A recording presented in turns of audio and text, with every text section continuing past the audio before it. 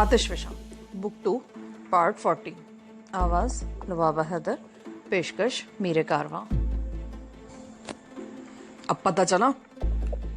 मैंने उसके चेहरे पर नजरें जमाते हुए कहा, मुझे छोड़ दो, तुम जो कहोगे मैं वही करने को तैयार हूं। गुड, एक मामूली से झटके से सारी बात तुम्हारी समझ में आ गई, लेकिन मैं तुमसे कोई काम नहीं लेना चाहता। मैं चाहता हूं कि अब तुम यहाँ आराम करो। मैंने प्रसाद की तरफ देखकर इशारा किया। उसने फर्श पर पड़ा हुआ अपना पिस्तौल उठा लिया और पाथम को कंधे पर लाद लिया। मैंने स्विच ऑन कर दिया और प्रसाद के पीछे सीढ़ियों की तरफ लपका। इंस्पेक्टर की खौफनाक चीखें तहखाने में गूंज रही थी। सीढ़ियों पर चढ़ते हुए मैं रुक गया। वहां उस शख्स की लाश पड़ी थी जो मेरे खंजर का शिकार हुआ था। खंजर उसके हलक में पेवस था। शहरक कट गई थी और खून अब भी सीढ़ियों पर फैल रहा था। मैंने खंजर को दस्ते से पकड़कर बाहर खींच लिया। खून आलूद ब्लेड उसके लिबास से साफ किया और तहखाने से बाहर आ गया। थाई और जानकी अभी तक हॉल में खड़ी थी। प्रसाद पाथम को कंधे पर लादे खड़ा था। फिर उसने पाथम को सोफे पर डाल दिया। तुम लोग यहीं रुको बॉस, मैं गाड़ी लेकर गेट की तरफ आता हूँ। उसने मेरी तरफ देखते हुए कहा, जो भी करना जल्दी करो, हमारे पास ज्यादा वक्त नहीं है। पाथम दरवाजे की तरफ बढ़ा ही था कि पुलिस सायरन की आवाज सुनकर हम सब उछल पड़े। उस बंगले से चीखों की आवाजें भी गूंजी थी और 2-3 फायर भी हुए थे। मेरा ख्याल था करीब के किसी बंगले में रहने वाले आदमी ने ये आवाजें सुनकर पुलिस को फोन कर दिया था। मैंने मुड़कर राहदारी की तरफ देखा। तहखाने से अब इंस्पेक्टर की चीखों की आवाजें सुनाई नहीं दे रही थी। मुझे यकीन था कि बिजली के झटकों ने न सिर्फ उसकी जुबान खामोश कर दी थी, बल्कि उसकी रगों में मौजूद खून भी जला डाला होगा। प्रसाद ने बड़ी फुर्ती से आगे बढ़कर पाथम को कंधे पर लाद लिया। जल्दी करो बॉस, हम पिछली तरफ से निकल जाएंगे। उसने एक हाथ से पाथम को संभाल रखा था और दूसरे हाथ में पिस्तौल था। हम दरवाजे से निकलकर बरामदे में आ गए। प्रसाद अब भी हमसे आगे था। उसके पीछे जानकी, थाई और आखिर में मैं था। मैंने अपना पिस्तौल थाई को दे दिया। हम बंगले के अकबी लॉन की तरफ दौड़ रहे थे। पुलिस सायरन की आवाज करीब आती जा रही थी, लेकिन फिर अचानक फायरिंग की आवाजें भी सुनाई देने लगी। सायरन की आवाज बंद हो गई, अलबत्ता फायरिंग की आवाजें बढ़ती गई। लगता था जैसे पुलिस किसी और पार्टी से भिड़ गई हो। पाथम बेहोश था। उसे दीवार की दूसरी तरफ पहुंचाने में खासी दुश्वारी पेश आई। फिर मैंने बारी बारी थाई और जानकी को भी दीवार पर खींच लिया। प्रसाद ने एक बार फिर बेहोश पाथम को कंधे पर लाद लिया। हम तारीकी में उस टीले पर दौड़ने लगे जिसकी दूसरी तरफ हमारी कार खड़ी थी। पाथम को पिछली सीट पर डाल दिया गया और जानकी और थाई उसके दाएं बाएं बैठ गई। प्रसाद मेरे बैठने से पहले स्टीयरिंग संभाल चुका था। फायरिंग की आवाजों में अब शिद्दत आ गई थी। ये महज इत्तेफाक था कि पुलिस किसी और पार्टी से भिड़ गई थी, जिसका फायदा हमें पहुंचा था। अगर पुलिस को रास्ते में ये रुकावट पेश न आती तो इस तरह हमें आसानी से उस बंगले से फरार होने का मौका नहीं मिल सकता था। प्रसाद कार को मुखालिफ सिमत में ले गया था। उस वक्त सड़कों पर अगरचे सन्नाटा था, लेकिन प्रसाद कार को ऐसे रास्तों पर लिए जा रहा था जहां पुलिस की किसी गश्ती पार्टी से आमना सामना होने का खतरा कम से कम हो। तकरीबन आधे घंटे बाद हम किसी रुकावट के बगैर लीजा के बंगले पर पहुंच गए। पाथम को फौरन ही कमरे में ले जाकर बेड पर लिटा दिया गया। वो बिजली के झटकों से बेहोश हुआ था। इतना मैं जानता था कि जो शख्स बिजली के झटके या करंट लगने से बेहोश हुआ हो, उसे होश में लाने के लिए मुंह में पानी टपकाना या पानी के छींटे देना खतरनाक होता है। लीजा थाई के कहने पर पानी का गिलास ले आई थी, लेकिन मैंने उसे रोक दिया और पानी को पाथम से दूर ही रखा। लेकिन मेरी समझ नहीं आ रहा था कि उसे होश में किस तरह लाया जाए। ज्यादा लंबी बेहोशी भी उसके लिए खतरनाक साबित हो सकती थी। मैं फोन का रिसीवर उठाकर मास्टर हुचन का नंबर डायल करने लगा। मुझे यकीन था कि वो जाग रहा होगा और मेरी तरफ से किसी रिपोर्ट का मुंतजर होगा। कॉल पहली ही घंटी पर रिसीव कर ली गई। कामयाबी मुबारक हो लिटिल मास्टर। आपको कैसे पता चला कि हम कामयाब लौटे हैं? मुझे अभी अभी इत्तला मिली है। मेरे आदमी आसपास मौजूद थे। अगर वो पुलिस को ना उलझा रहे थे तो तुम लोगों को वहां से निकलने में कोई दुश्वारी पेश आ सकती थी। ओह, तो वो मास्टर हुचन के आदमी थे जिन्होंने पुलिस को उलझा लिया था और हमें आसानी से वहां से निकलने का मौका मिल गया था। मैंने मास्टर को पाथम के बारे में बताया तो उसने मशवरा दिया कि उसके साथ कोई हरकत ना की जाए। कुछ देर बाद वो खुद ही होश में आ जाएगा। मास्टर हुचन ने ठीक ही कहा था। तकरीबन आधे घंटे बाद पाथम होश में आ गया, मगर वो हमारी किसी बात का जवाब देने के बजाय हवन्नकों की तरह हमारे चेहरों को तकता रहा। लगता था जैसे उसकी समात और गोयाई की कुव्वतें सल्ब हो चुकी हैं। उस वक्त भी उस पर अजीब सी दहशत तारी थी, जिसके तासुरात उसके चेहरे पर साफ नजर आ रहे थे। लेकिन चंद मिनट बाद उसके चेहरे के तासुरात बदलने लगे। मेरा अंदेशा गलत निकला। बिजली के झटकों ने उसे तकलीफ तो पहुंचाई थी, लेकिन वक्ती तौर पर हवास जायल होने के सिवा उसे कोई नुकसान नहीं पहुंचा था। अब उसके हवास बाहर हो रहे थे, जिस पर मैंने इत्मीनान का सांस लिया। प्रसाद पाथम वाले कमरे में रह गया। जानकी और लीजा अपने कमरे में चली गई। اور میں تھائی کے ساتھ اپنے کمرے میں آ گیا۔ تھائی اب بھی اسی لباس میں تھی اور میں اس کی طرف دیکھتے ہوئے جھجک رہا تھا۔ اس میں شبہ نہیں کہ وہ لباس بڑا شرمناک تھا، لیکن جس مقصد کے لیے ہم جانکی اور تھائی کو ساتھ لے کر گئے تھے اس کے لیے ایسا لباس پہننا بہت ضروری تھا۔ اس لباس نے ان کے حسن و شباب کو نمایاں کیا تھا اور بنگلے کے محافظ اپنے فرائض و ذمہ داریاں بھول کر بڑی آسانی سے ان کے جال میں پھنس گئے تھے۔ تھائی نے لباس تبدیل کر لیا۔ اب اس نے گلابی رنگ کی نائٹی پہن لی تھی اور میرے خیال میں اس کا شب خوابی کا یہ لباس بھی خاصا خطرناک تھا۔ میں بیٹھ کے سامنے کرسی پر بیٹھا اسی کی طرف دیکھ رہا تھا۔ بنگلے میں داخل ہونے سے پہلے ہم میں طے ہوا تھا کہ 15 منٹ میں تم ہمیں سگنل دو گی، لیکن سگنل نہیں ملا تو مجھے پریشانی ہونے لگی اور ان کمبختوں نے ہمیں موقع ہی نہیں دیا تھا۔ تھائی نے میری بات کاٹتے ہوئے کہا، ہم نے گیٹ کھٹکھٹایا تو ایک آدمی باہر نکلا۔ میں نے اسے بتایا تھا کہ ہم سیر و تفریح کے لیے یہاں آئے ہیں، اس علاقے میں واقع ایک بنگلے میں رہائش پذیر ہیں۔ اس وقت ہم فلم دیکھ کر آ رہے تھے لیکن اپنا بنگلہ بھول گئے ہیں، اگر وہ ہمیں اجازت دے تو ہم یہاں سے فون کر لیں۔ وہ شخص چند لمحے تو ہمیں دیکھتا رہا، پھر اس نے اندر جا کر اپنے ایک ساتھی کو بلا لیا۔ آپس میں سرگوشیوں میں کوئی بات کی اور وہ ہمیں اندر لے گئے۔ ہال میں داخل ہوتے ہی انہوں نے دروازہ بند کر دیا۔ ہم نے بظاہر خوفزدہ ہونے کی اداکاری کی، لیکن جب انہوں نے چھیڑ چھاڑ شروع کی تو ہم نے کوئی مزاحمت بھی نہیں کی۔ اسی دوران میں ان کا ایک اور ساتھی بھی کہیں سے آ گیا۔ ان کی باتوں سے میں نے اندازہ لگایا کہ اس عمارت میں کوئی تہخانہ بھی ہے اور پاتھم اسی تہخانے میں ہے اور کسی معاملے میں اس کی زبان کھلوانے کی کوشش کی جا رہی ہے۔ ہم انہیں موقع دے رہے تھے۔ حوصلہ افزائی پا کر ان کی دست درازیاں بڑھتی گئیں اور اس طرح مجھے یا جانکی کو کوئی سگنل دینے کا موقع نہیں مل سکا۔ ویسے مجھے یقین تھا کہ دیر ہو جانے کی صورت میں تم لوگ اندر ضرور آؤ گے، اور باہر کسی چیز کے گرنے کی آواز سن کر میں سمجھ گئی کہ تم میں سے کوئی اس طرف پہنچ چکا ہے۔ ایک آدمی باہر چلا گیا تھا۔ میں پوری توجہ باہر کی طرف مشغول رکھی ہوئی تھی۔ میں نے کچھ آوازیں سنی، پھر یوں لگا جیسے کسی کو گھسیٹا جا رہا ہوں۔ ان دونوں آدمیوں میں سے کوئی بھی ان آوازوں پر توجہ نہیں دے سکا۔ ان کا سارا دھیان ہماری طرف تھا۔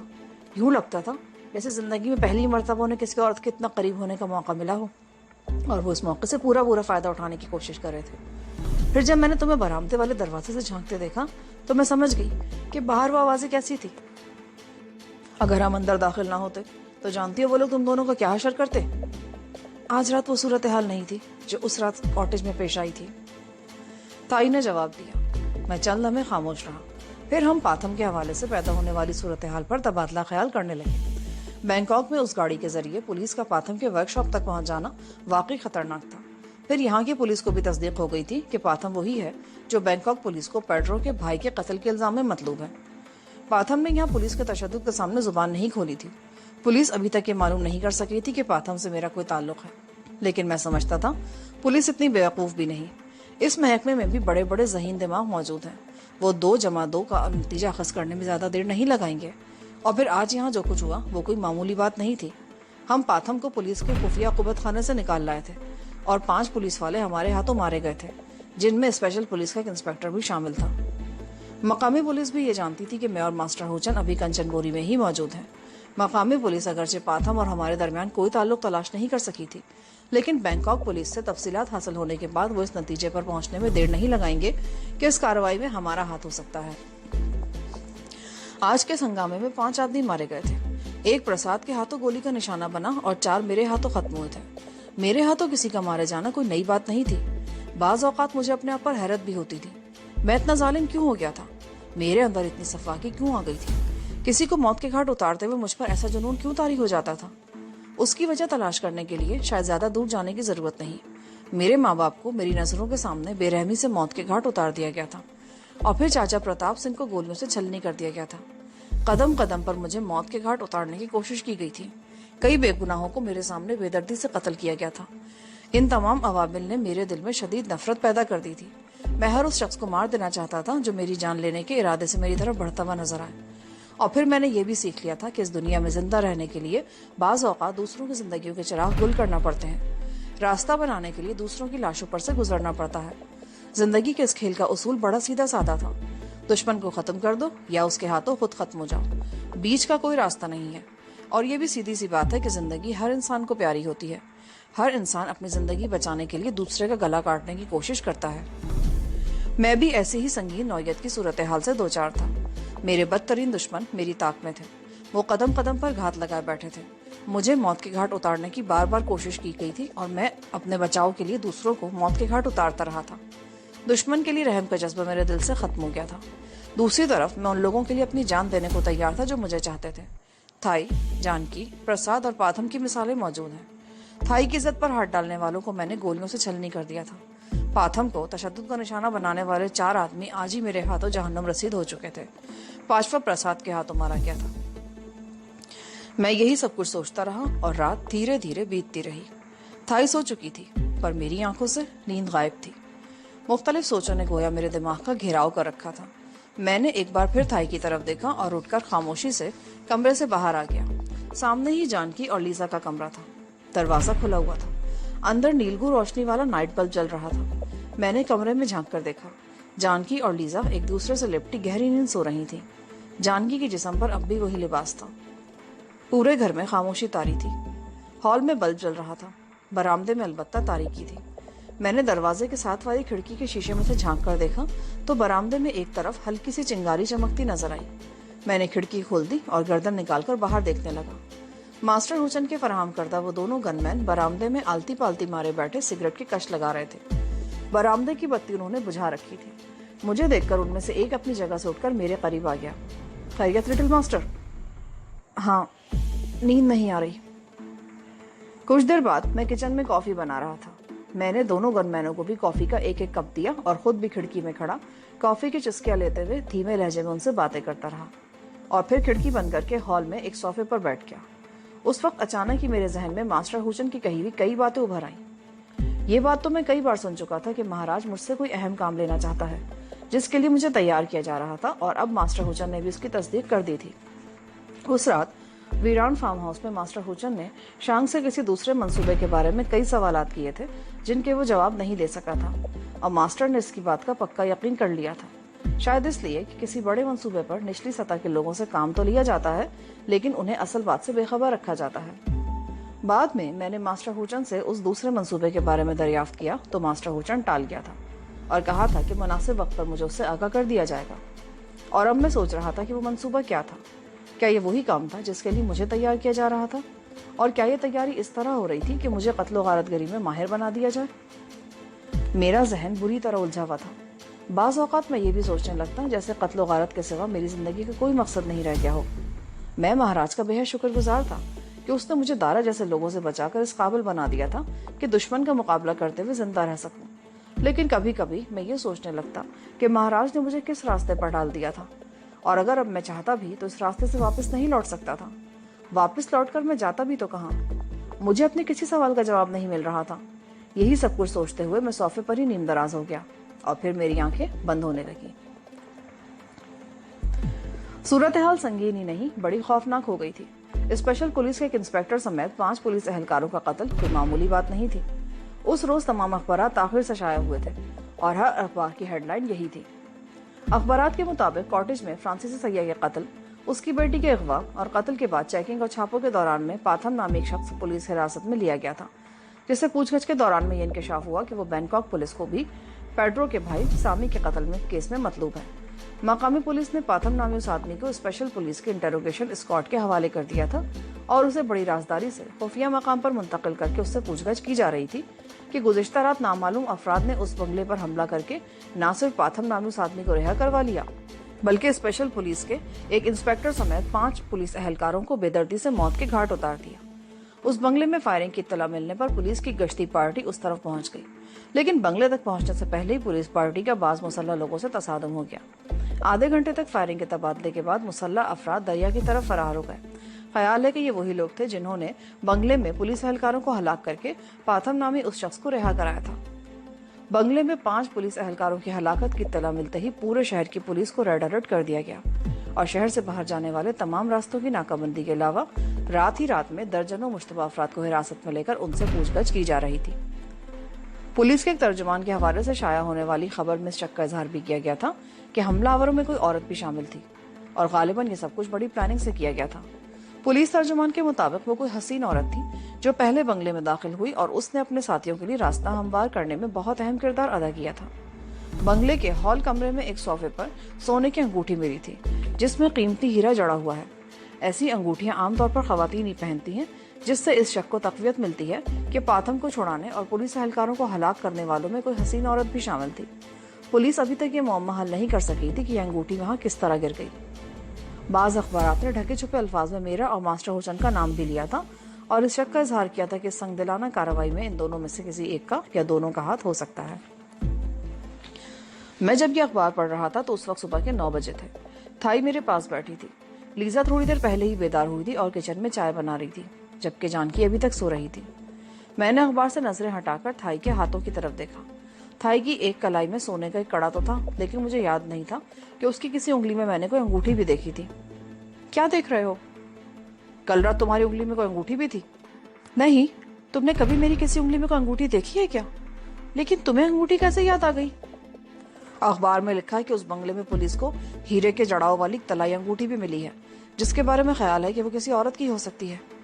ओह, तुम जानते हो मैंने कभी कोई अंगूठी नहीं पहनी, लेकिन मेरा ख्याल है जान की अंगूठी पहनती है। तुम ये अखबार देखो, मैं भी आता हूँ। मैं अखबार थाई के बेड पर रखकर उठ गया। जानकी बेड पर आड़ी तिरछी पड़ी सो रही थी। एक तो उसका लिबास था ही कुछ ऐसा, और फिर इस तरह लेटने की वजह से अपनी जगह से खिसका हुआ भी था। खिड़की के पर्दे से छनकर आने वाली रोशनी से कमरे में मध्यम सा उजाला हो रहा था। जानकी करवट के बल लेटी हुई थी। उसका एक हाथ चेहरे के सामने बिस्तर पर रखा था और दूसरा हाथ सर के नीचे था। जो हाथ सामने था उसकी किसी उंगली में अंगूठी नहीं थी। मैंने उसका दूसरा हाथ पकड़कर बड़ी आहिस्तगी से सर के नीचे से खींचना चाहा तो उसकी आंख खुल गई। उसने खुमार आलूद नजरों से मेरी तरफ देखा, फिर होंठों पर खफीफ सी मुस्कुराहट आ गई। वो इस तरह मेरी मौजूदगी को ना जाने क्या समझी थी। उसने मेरा हाथ पकड़कर हल्का सा झटका दिया। मैं उस पर किसी कदर झुका हुआ था। झटका लगने से उसके ऊपर गिर गया। उसने एक लम्हा भी जाया किए बगैर मुझे अपनी बाहों में ले लिया और मेरे रुखसारों पर बोसे देने लगी। अरे, ये क्या कर रही हो? दरवाजा खुला है, कोई आ जाएगा। तो दरवाजा बंद कर दो। क्यों खुला छोड़ दिया तुमने? वैसे भी इस वक्त सब लोग सो रहे हैं।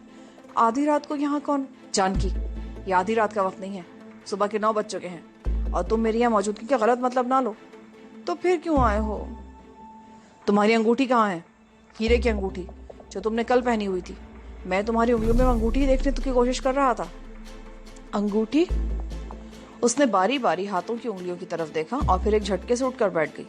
बिस्तर पर इधर उधर हाथ मारने लगी। उसने तकिया भी उठाकर देखा। वो अंगूठी मेरी उंगली में जरा ढीली थी। हो सकता है सोते में बिस्तर पर गिर गई हो और लीजा ने उठाकर कहीं रखती हो। रुको, मैं उससे पूछती हूँ अभी।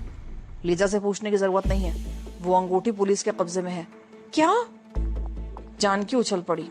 हवास बहाल करके बाहर आओ तो बताता हूँ मैं तुम्हें, मैंने कहा और उसे हैरान परेशान छोड़कर कमरे से निकल आया। मैं हॉल में पहुंचा तो लीजा भी थाई के पास ही बैठी अखबार देख रही थी। सामने कॉफी टेबल पर चाय के कप रखे हुए थे। मैंने एक कप उठा लिया और सामने वाले सोफे पर बैठकर चुस्कियां लेने लगा। थाई ने भी अखबार छोड़कर एक कप उठा लिया। प्रसाद अभी नहीं उठा क्या? मैंने पूछा। उठ गया है, मैं उसे और पाथम को कमरे में ही चाय दे आई हूँ, लीजा ने जवाब दिया। चंद सेकंड बाद ही जानकी भी कमरे से निकल कर आ गई। वो अब कुछ बदहवास हो रही थी। उसने आते ही कप उठा लिया, मेरे करीब बैठकर चंद चुस्कियां ली और फिर कप मेज पर रखते हुए बोली, क्या कह रहे थे तुम? मेरी अंगूठी पुलिस के पास कैसे पहुंची?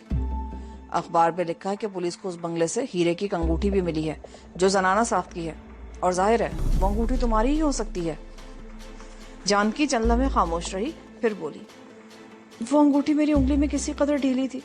गुज़िश्ता रात उस राक्षस के साथ हाथापाई में उंगली से निकलकर गिर गई होगी, लेकिन मेरे ख्याल में उस अंगूठी से कोई सुराग नहीं लगाया जा सकता।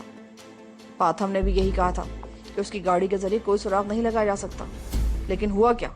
पुलिस उस गाड़ी के जरिए सुराग लगाते हुए पाथम के वर्कशॉप तक पहुंच गई। ये तो अच्छा ही हुआ कि पाथम यहाँ पकड़ा गया। अगर वो पुलिस की गिरफ्त में आ जाता बैंकॉक में, तो ना सिर्फ ये कि हम उसे छुड़ा नहीं सकते थे, बल्कि हमारे लिए बहुत से मसले भी पैदा हो सकते थे। मसले तो अब भी पैदा होंगे, लेकिन उस अंगूठी के जरिए कोई सुराग लगाना मुमकिन नहीं होगा। जानकी ने मेरी बात काटी। वो अंगूठी मैंने कई साल पहले बैंकॉक में पर्ल सेंटर से खरीदी थी। अगर ऑर्डर पर बनवाई होती तो शायद वो ग्राहक को याद रखते, लेकिन ये अंगूठी तो शोकेस में सजी हुई थी जो मैंने खरीद ली। वैसे भी पुलिस के लिए ये मालूम करना बहुत मुश्किल बल्कि नामुमकिन होगा कि ये अंगूठी कब और कहां से खरीदी गई थी। पुलिस को इतना बेवकूफ मत समझो, ये पुलिस वाले तो गड़े मुर्दे भी उखाड़ देते हैं। हमें पुलिस की सलाहियतों का गलत अंदाजा लगाकर अपने आप को दाव पे नहीं लगाना चाहिए। जानकी अब वाकई परेशान दिखाई देने लगी। वो इस हकीकत से पहले ही वाकिफ हो चुकी थी कि पुलिस ने पाथम की उस गाड़ी के जरिए उसका पता चला लिया था, जिसके बारे में उसका दावा था कि कोई उसका सुराग नहीं लगा सकता, और अब वो अपनी इस हद से बढ़ी हुई खुद-एतमादी की सजा भुगत रहा था। खुद-एतमादी अच्छी बात है जानकी, लेकिन हद से बढ़ी हुई खुद-एतमादी इंसान को डुबो देती है। अब क्या होगा? फौरी तौर पर तो कुछ नहीं होगा, जब होगा तब देखा जाएगा। वैसे भी अब तो मंजर आम पे तो हो नहीं। अभी हम ये बातें कर ही रहे थे कि मास्टर हुजन का फोन आ गया। कॉल लीजा ने रिसीव की। उसने रिसीवर मेरी तरफ बढ़ा दिया।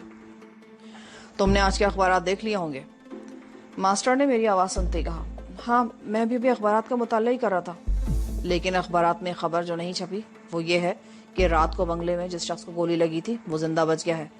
उसकी हालत अगरचे बड़ी तशवीशनाक है, मगर डॉक्टर उसे बचाने की पूरी कोशिशें कर रहे हैं। इस बात को बहुत खुफिया रखा जा रहा है ताकि मुजरिम होशियार ना हो जाए या उसे खत्म करने की कोशिश ना करें। ओहो, ये तो वाकई तशवीशनाक खबर है। उसकी जिंदगी हमारी मौत का बायस बन सकती है।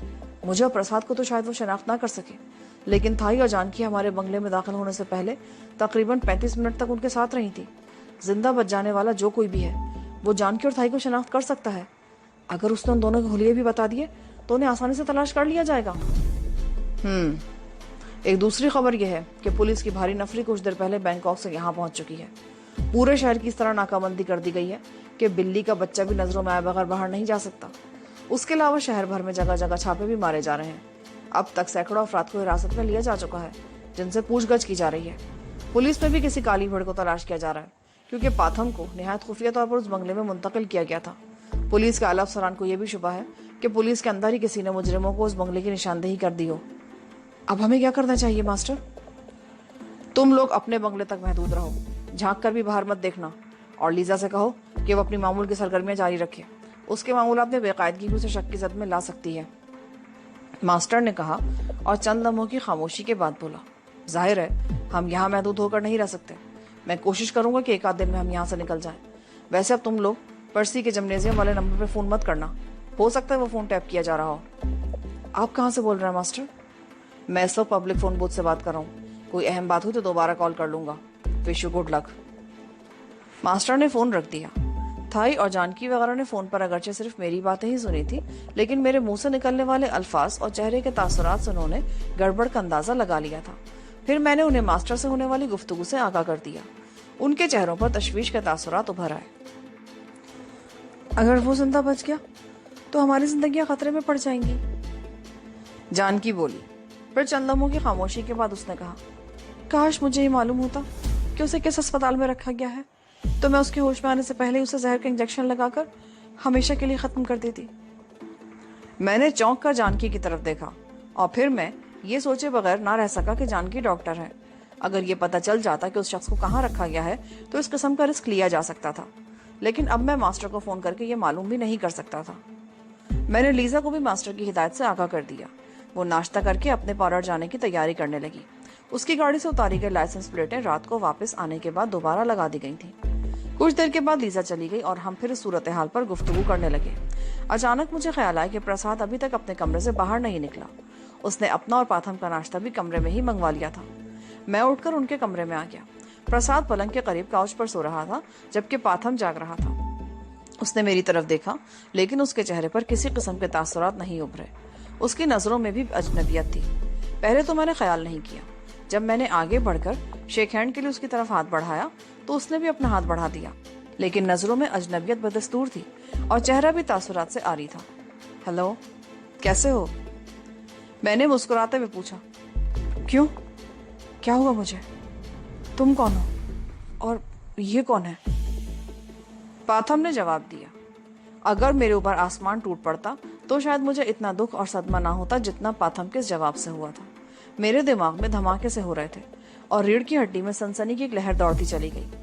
मैं गहरी नजरों से पाथम के चेहरे को देख रहा था। दूर दूर तक ऐसे तासुरात नहीं थे जिनसे ये अंदाजा लगाया जा सकता कि उसने मेरे साथ किसी किस्म का मजाक किया होगा। उसकी नजरों में मेरे लिए शनासाई का शायबा तक नहीं था। हमारी आवाजें सुनकर प्रसाद उठ गया। उसकी आंखें सुर्ख हो रही थी और चेहरा सोता हुआ था। साफ लग रहा था कि रात का बाकी हिस्सा भी उसने जाग कर ही गुजारा था। मैं उसके करीब बैठ गया। सुना तुमने? पाथम मेरे साथ मजाक कर रहा है। मुझसे पूछता है कि तुम कौन हो। पाथम मजाक नहीं कर रहा बॉस, वो तो मुझे भी नहीं पहचानता। मुझसे भी बार बार यही सवाल कर रहा है कि मैं कौन हूँ। वो वाकई। प्रसाद मुझसे लिपट कर रोने लगा। मेरी कैफियत अजीब हो रही थी। दिमाग एकदम सुन हो गया था, जैसे बर्फ जम गई हो। मेरा हाथ अगरचे प्रसाद के कंधे पर था, मगर मेरी नजरें पाथम के चेहरे पर मरकूज थी। प्रसाद सुबह से अब तक कमरे से क्यों नहीं निकला था, ये बात मेरी समझ में आ गई थी। उसने शायद सोचा होगा कि ये मुझे खबर कैसे सुनाएगा, और अब वो मुझसे लिपट कर रो रहा था। उसके रोने की आवाजें सुनकर जानकी और थाई भी आ गई। उन दोनों ने पहले पाथम की तरफ देखा, फिर जानकी ने ही सवाल करने में पहल की। क्या हुआ? प्रसाद क्यों रो रहा है? मैंने बारी बारी उन दोनों की तरफ देखा और फिर उन्हें पाथम के बारे में बताने लगा। वो दोनों सख्ते में आ गई। वो इस तरह बेहिस हरकत खड़ी रह गई जैसे पत्थर के मुजस्सिमों में तब्दील हो गई हो। और फिर थाई ने ही जुबान खोली। ये कैसे हो गया? तशद्दुद। उसके दिमाग को बिजली के झटके लगाए गए थे और कोई ऐसी नस मुतासर हुई है जिससे शायद ये अपनी याददाश्त खो चुका है। यही शुक्र है कि हम उसे बर वक्त वहां से निकाल लाए, वरना होता ये कि वो लोग उससे हमारे बारे में या सामी के कत्ल के हवाले से सवाल पूछते रहते। ये इनकार करता या लाइल्मी का इजहार करता, उस पर तशद्दुद जारी रखा जाता और इस तरह ये खत्म हो जाता। कितने बेरहम होते हैं ये पुलिस वाले। मेरा ख्याल है जानकी कुछ बता सकेगी कि इसकी कैफियत क्या है। जानकी मेरे कहने से पहले ही आगे बढ़कर पाथम को मुआयना करने लगी थी। उसने पाथम की आंखों के पपोटे भी पलट कर देखे और उससे चंद सवालात भी किए। पाथम अजीब सी नजरों से उसकी तरफ देखता रहा। फिर उसने जानकी का हाथ पकड़ लिया। कुछ देर वो हाथ की पुष्ट सहलाता रहा, फिर उसे होठों से लगाकर चूम लिया। यहाँ ऐसा इंतजाम तो नहीं कि ठीक से मुआयना किया जा सके। ये कैफियत वक्ती भी हो सकती है और मुस्तकिल भी, लेकिन फौरी तौर पर एक चांस लिया जा सकता है। जानकी बोली। वो क्या?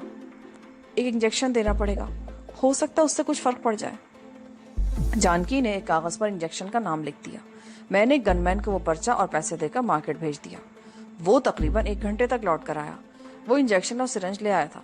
जानकी जब इंजेक्शन तैयार कर रही थी तो उसे देखकर पाथम की आंखों में वहशत सी उभर आई, और जब जानकी उसकी कमीज की आस्तीन ऊपर उठा रही थी तो वो वहशत ज़दा लहजे में बोली, ये सुई मुझे क्यों लगा रही हो?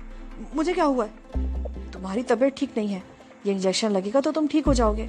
वैसे तुम्हारा नाम क्या है और तुम काम क्या करते हो? जानकी ने कहा, मुझे नहीं मालूम तुम कौन हो और ये सब क्यों पूछ रही हो।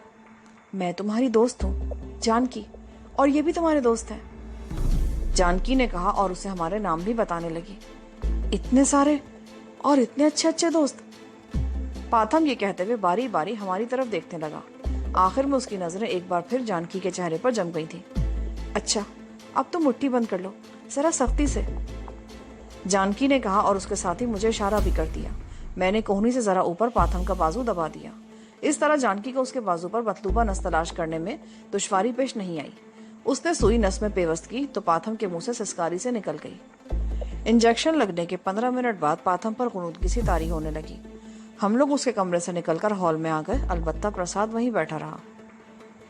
याददाश्त वापस लाने के लिए बिजली के झटके लगाना जरूरी है, लेकिन सबसे पहले ये देखना होगा कि पाथम मजीद झटके बर्दाश्त कर भी सकता है या नहीं। यहाँ कोई ऐसी सहूलत मौजूद नहीं। ये सब कुछ किसी क्लिनिक या हॉस्पिटल में ही मुमकिन हो सकता है, जानकी ने कहा। किसी अस्पताल या क्लिनिक का रुख करना मौत को दावत देने की मुतरादिफ है जानकी। यही तो प्रॉब्लम है। फिलहाल हम उसके लिए दुआ ही कर सकते हैं। एक बात बहरहाल तय है कि अगर उसकी याददाश्त बहाल हो भी गई तो ये नॉर्मल जिंदगी नहीं गुजार सकेगा। हाँ, कुछ ऐसा ही अंदेशा मुझे भी है। अब हमारे पास गुफ्तगू के लिए सिर्फ यही एक मौजू था, लेकिन हमारी समझ में नहीं आ रहा था कि फौरी तौर पर उसके लिए क्या किया जाए। हम उसे किसी क्लिनिक या अस्पताल नहीं ले जा सकते थे, ना ही किसी डॉक्टर को यहाँ बुलाया जा सकता था। 2 बजे के करीब लीजा भी आ गई। वो खाने पीने का बहुत सा सामान लेकर आई थी। उसे जब पाथम के बारे में बताया गया तो वो कुछ देर के लिए सख्ते में आ गई। वो अपने साथ कुछ खबरें भी लाई थी। उसकी इत्तला के मुताबिक पूरा शहर पुलिस स्टेट बना हुआ था। छापे, पकड़ धकड़, जगह जगह गाड़ियों की चेकिंग, लोगों को रोक कर पूछगछ। लोग परेशान हो गए थे। गैर मुल्की और मुल्क के दूसरे हिस्सों से आने वाले सयाह खौफजदा होकर शहर छोड़ रहे थे, और उसमें भी उन्हें बड़ी परेशानियां और दुश्वारियां पेश आ रही थी। मामला सिर्फ पुलिस के 5 लोगों का नहीं था। 5वां पुलिस वाला जो मरने से बच गया था, उसके बारे में राजदारी बढ़ती जा रही थी। जाहिर यही किया जा रहा था कि 5 पुलिस वाले हलाक हो चुके हैं। उन लोगों के कत्ल का मामला ही नहीं था। 2 फ्रांसीसी सयाह यानी एक बूढ़ा और उसकी बेटी भी मारे गए थे। फ्रांसीसी सिफारतखाने ने थाई हुकूमत पर शदीद दबाव डाल रखा था। शांग के कत्ल से ड्रग माफिया भी हुकूमत को मुसलसल धमकियां दे रही थी। चारों तरफ से पड़ने वाले उसी दबाव की वजह से हुकूमत की मशीनरी पूरी तरह हरकत में आ गई थी और पुलिस गालिबन पहली मर्तबा इस कदर फाल हुई थी। लीजा ने खाना मेज पर लगा दिया। खाने को तबीयत किसी की भी नहीं चाह रही थी, लेकिन रूह और जिस्म का रिश्ता बरकरार रखने के लिए पेट में कुछ न कुछ डालना जरूरी था। मैं देख रहा था कि सभी बेदिली से खाना खा रहे थे। इस दौरान मास्टर हुसैन का फोन आ गया। وہ اس وقت بھی کسی پبلک بوتھ سے ہی بات کر رہا تھا. میں نے جب اسے پاتھم کے بارے میں بتایا تو وہ بھی پریشان ہو گیا. یہ تو واقعی بڑی تشویشناک خبر ہے. لیکن بہرحال میں نے تم لوگوں کو یہاں سے نکلنے کا بندوبست کر دیا ہے. آج کا دن اور گزار لو اور پھر رات کے آخری پہر تم لوگ یہاں سے نکل جاؤ گے. لیکن پاتھم, کیا اسے ساتھ لے جانا ممکن ہوگا؟ اس کی تلاش میں تو پورے شہر کی ناکہ بندی کی گئی ہے. پاتھم کی آڑ میں ہی ہم لوگ یہاں سے نکلیں گے اور اب کچھ آسانی ہو جائے گی, ماسٹر نے کہا اور پھر چند لمحوں کی خاموشی کے بعد بولا, میں آج رات کسی وقت آؤں گا اور ہم اس پروگرام کو فائنل کریں گے. اور اس کے بارے میں کیا خبر ہے ماسٹر؟ میں نے اشارتاً پوچھا. میرا مطلب پولیس والے سے تھا. وہ ابھی تک ہوش میں نہیں آ سکا ہے اور میرے آدمی کی اطلاع کے مطابق اس کے ہوش میں آنے کا امکان بھی نہیں, کیونکہ جب اسے اسپتال پہنچایا گیا تھا تو اس کے جسم کا بہت سا خون ضائع ہو چکا تھا. اس کے جسم سے ابھی تک گولی بھی نہیں نکالی گئی ہے. ڈاکٹر اس کے بارے میں مایوسی کا اظہار کر چکے ہیں. ٹھیک ہے ماسٹر, میں رات کو آپ کا انتظار کروں گا, میں نے کہا اور اس کے ساتھ ہی ہماری گفتگو ختم ہو گئی.